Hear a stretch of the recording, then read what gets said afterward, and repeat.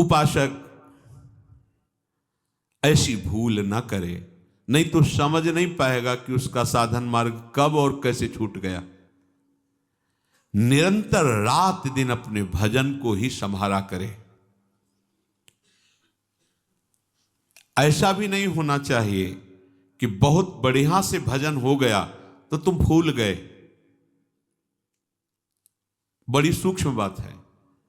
बहुत बढ़िया आपका दिनचर्या चल रहा है, कई घंटे भजन हुआ, अब आपका मन धीरे से आपसे प्रार्थना करेगा कि देखो इतने घंटों से भजन कर, थोड़ी देर का अवसर दे दीजिए, थोड़ा हंस खेल लीजिए, थोड़ा मनोरंजन कर लीजिए, थोड़ा घूम लीजिए, इधर उधर देख लीजिए।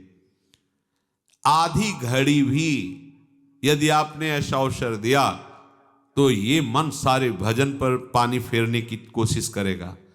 इसलिए साधक को गंभीर रहना चाहिए। जैसे जैसे भजन साधन बढ़े वैसे वैसे गुप्त रखना चाहिए अपने हृदय के भाव को, आनंद की उमगन को गंभीरता और उदासीनता से। उदासीन अति रही गोसाई। बाहर से ऐसा लगे कि ये तो एकदम ना हंसता है ना बात करता है, ऐसा उदासीनता। गंभीर, अंदर आनंद उमड़ रहा है, बाहर से गंभीर, भ्रकुटी तनी हुई, शांत। ये भजन की सुरक्षा है। बहुत सुकोमल पौधा है, आसपास कांटे की बाड़ लगाई जाती है। वो बाड़ अगर मजबूत लगी रही तो पौधा वृक्ष बन जाएगा। वृक्ष बन जाएगा तो कुछ हानि होने वाली नहीं, हजारों लोग विश्राम पाएंगे उस वृक्ष के नीचे। ऐसे अभी भक्ति का पौधा अंकुरित हुआ है। माया रूपी बकरी अगर चर गई तो अंकुरण नहीं हो पाएगा। तो हमें ये बाड़ लगानी, गंभीरता, उदासीनता, स्वभाव दूर से ऐसा लगे कि बात करने का मतलब है ये कड़ुआ बोलेगा, ऐसा लगना चाहिए। हृदय में आनंद है, भगवद स्मरण है, पर आपका बाहरी स्वरूप कांटे जैसा होना चाहिए, आंतरिक स्वरूप गुलाब के फूल जैसा होना चाहिए। उपासक को यह सुरक्षा कवच रखना ही चाहिए। संसारी पुरुष अंदर कांटे जैसा होता है, बाहर गुलाब के फूल जैसा होता है। लगता है छुओ बहुत अच्छा, लेकिन छुओगे तो कांटे लगेंगे। उपासक बाहर से कांटे जैसा, एकदम उदासीन, स्पृहारहित, निरपेक्ष, लेकिन अंदर वो अनुराग रस से भरा हुआ है। कोई उसके अंदर का अगर स्पर्श पा जाए तो निहाल हो जाए। तो साधक को, साधु को आधी घड़ी के लिए भी आनंद में फूल करके कोई बर्ताव नहीं करना चाहिए। बहुत सुंदर। अब वो उसी समय कोई ऐसी बात करवा देगा, ऐसा दृश्य दिखा देगा कि वो जो भजन से आपकी आंतरिक उन्नति हो उसे रोक देगा, वो आगे विषय चिंतन कराने लगे। ये बहुत सावधानी की बात। एक क्षण में पूरे चिंतन को बदल सकता है, पूरे चिंतन को। एक वृत्ति आपको गिरा सकती है, एक वृत्ति, एक दृश्य।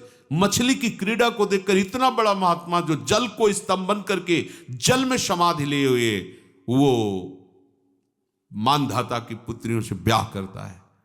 बहुत सावधानी की जरूरत है। प्रायः यही देखने को मिलता है कि उपासक सत्संग भी करता है, पाठ भी करता है, नियम से भजन भी करता है, पर वो सावधान नहीं रहता है। ध्यान दीजिए, ये महापुरुषों के वचन हैं जिन्होंने भगवत साक्षात्कार किया है। प्रायः यही देखने को मिलता है कि उपासक, साधक सत्संग भी करता है, पाठ भी करता है, भजन भी करता है जो उसका नियम है, पर वो सावधान नहीं रहता। वो विषय सेवन की छूट भी दिए रहता है, असाधन भी करता रहता है। जितना भजन के लिए सावधानी चाहिए वो सावधान नहीं रहता। वो महत्व तो नहीं समझ पाया, वो विषय सेवन में गिर जाता है। इससे क्या होता है, भजन का संस्कार उसको ऊपर नहीं उठा पाता है, वो उसी धरा पे बना रहता है।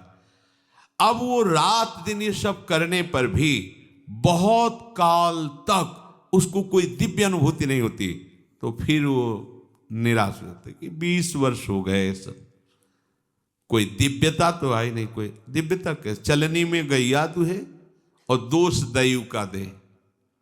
असाधन कर रहे हो तो साधन कैसे तुम्हारे समझ में आवे? ये भागवतिक साधन है, ये तभी समझ में आएगा जब सर्वतो भावेन एक रस में आ जाओगे।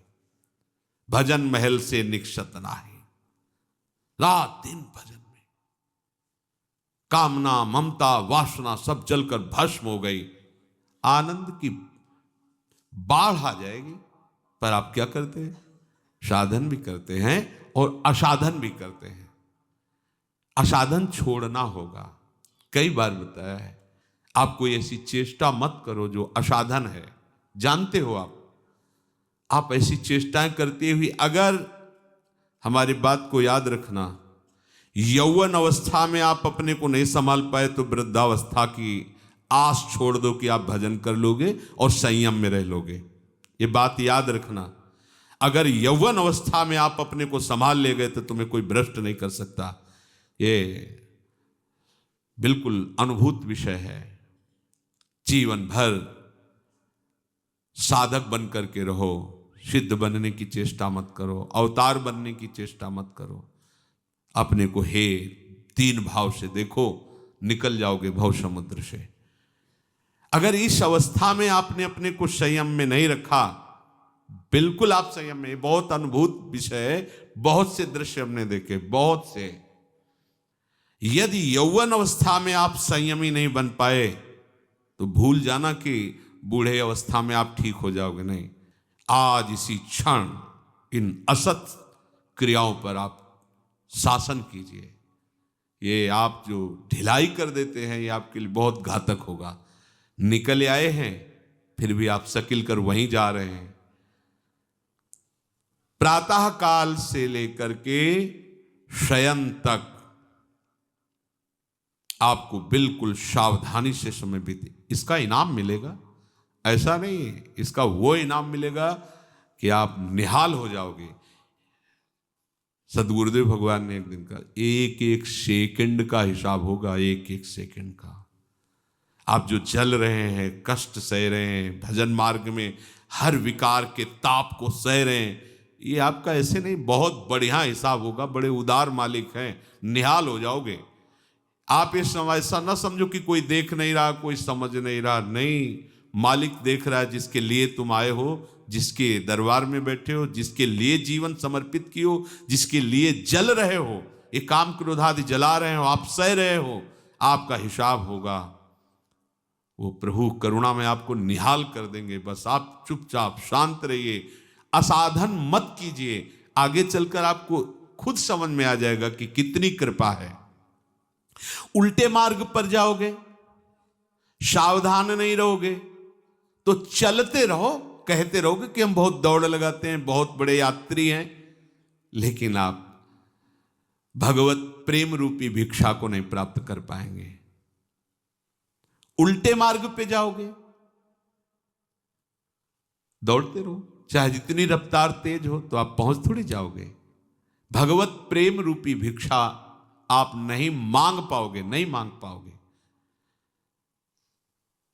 मन चाहे भोग चाहो, मान सम्मान चाहो और प्रभु का प्रेम चाहो, ऐसा कैसे हो सकता है? जो भोग चाहता है, मान सम्मान चाहता है, वो बात भले प्रेम की कर ले, प्रेम की चाह भी नहीं कर सकता। मुंह से बात करना अलग बात होती है। प्रभु आपके स्वरूप ही, आपकी आत्मा ही है, उनको कुछ कहने की जरूरत नहीं, वो हृदय से जानते हैं। आपके अधिकार के अनुसार आपको प्राप्त होगा, ध्यान रखना। अगर आपने अपना अधिकार भोगों तक ही रखा है तो आप दिव्यता की अनुभूति नहीं कर सकते। आप प्रभु को अपना मान करके सबको छोड़ दिए तो आपको कभी प्रभु छोड़ भी नहीं सकते।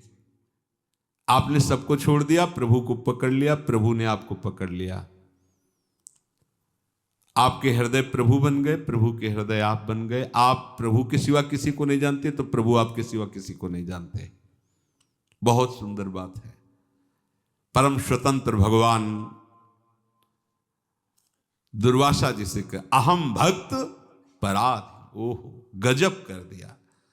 अखिल ब्रह्मांडों के स्वामी, अनंत शक्तियों के स्वामी कह रहे हैं, है द्विज, मैं भक्त के अधीन हूं, तो मेरा अस्त्र भी भक्त के अधीन है। जाओ पैर पकड़ो जाके भक्त के, यहां भगवान के पैर पकड़ने से काम नहीं चलेगा, उसके जाओ। अहम भक्त पराधीनो अस्वतंत्र इव द्विज, मैं स्वतंत्र नहीं हूं, मैं भक्त के अधीन हूं। ये बात भगवान, इससे बड़ा कौन सम्मान दे सकता है? इससे बड़ा सम्मान कुछ हो सकता है? जिनका वेद यश गाते हैं, जिनको परम स्वतंत्र परमात्मा ब्रह्म कहा गया, वो स्वयं श्रीमुख से कह रहे तुम क्या समझते हो मैं स्वतंत्र हूं? नहीं, मैं भक्त के अधीन हूं। अहम भक्त पराधीनो अस्वतंत्र इव द्विज। इससे बड़ा प्यार क्या हो सकता है? इससे बड़ा दुलार क्या हो सकता है? इससे बड़ा सम्मान क्या हो सकता है? इसलिए सावधान, निश्चित निश्चित ऐसे वचन प्रभु उन्हीं के लिए कहते हैं जो प्रभु के सिवा किसी को अपना नहीं मानते। भोगों का मिलना, भोगों का भोगना, एक चराचर जगत इसी में फंसा हुआ है। साधक उपासक इन्हीं से हटा है, तब उसे साधक कहा जाता है, उपासक कहा जाता है। वो भोगों की ओर नहीं देखता, वो प्रभु की ओर देखता है। वो भोगों की चाह नहीं करता, वो प्रभु की चाह करता है।